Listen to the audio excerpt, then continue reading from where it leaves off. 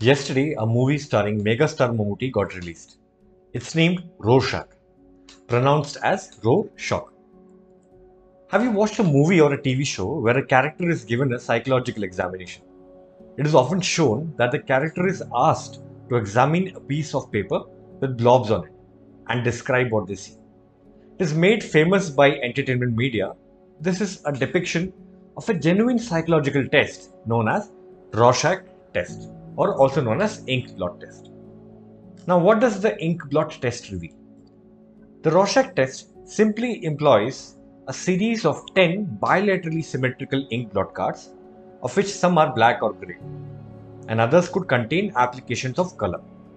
The test taker is asked to provide their perceptions on the presented ink blot images. This test was designed to look for patterns of thought disorder in schizophrenia and has evolved into other areas like personality, emotional disorders, and intelligence.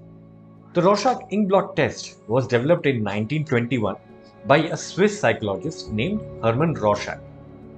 One of Hermann's favorite games when he was a child was klexography, which involved creating ink blots by folding paper and then creating stories or poems about them.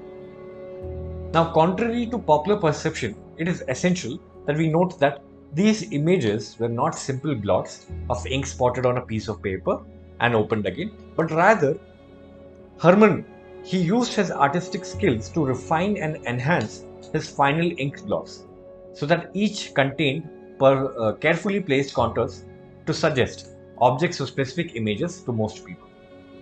He began working in psychiatric hospital and experimented with 40 or more ink blots for his patients between 1917 and 1920. Hermann noticed that individuals with schizophrenia responded to the blots differently from patients with other diagnoses or disorders. This made him ponder if the ink blots could be used to create profiles of different mental disorders. Well, ultimately, he selected 15 ink blots as the most optimal for evoking and distinguishing personality characteristics from 1990 to 1920. Hermann looked for a publisher to release his findings with 15 ink blot cards that he regularly used. But at that time, since the printing costs were high, the search was difficult to find a publisher to publish all the 15 ink blots. Finally, he found a publisher in 1921 who was willing to publish his ink blots, but only 10 of them. So Hermann reworked his manuscript and included only 10 out of his 15 ink blots. Well, that's the story about Rorschach.